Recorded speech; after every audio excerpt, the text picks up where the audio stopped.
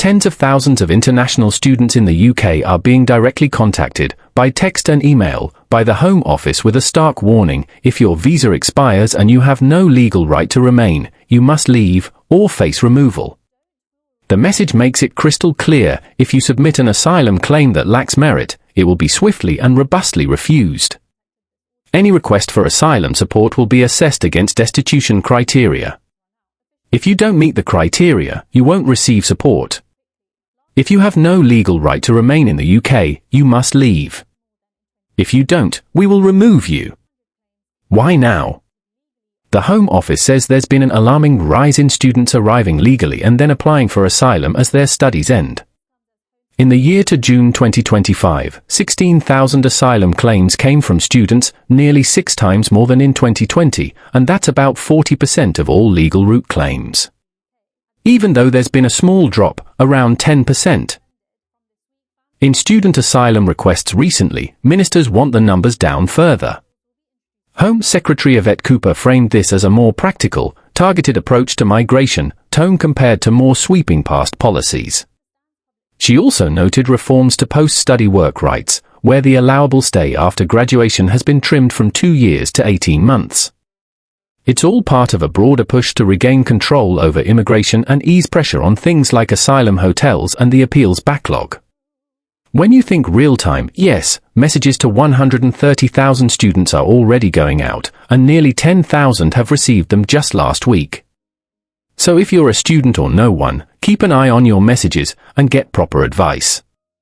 Now, let's talk about a side of this story you might not hear in the headlines: the impact on struggling cities.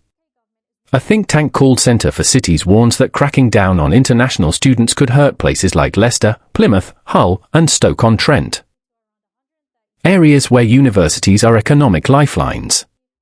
International students bring vital income via fees, jobs, housing, exports, especially in places outside London and the South East.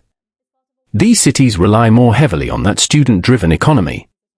With new rules like limiting dependents, cutting post-study stays, possible international student levies, and tougher visa requirements, the damage could ripple through local economies.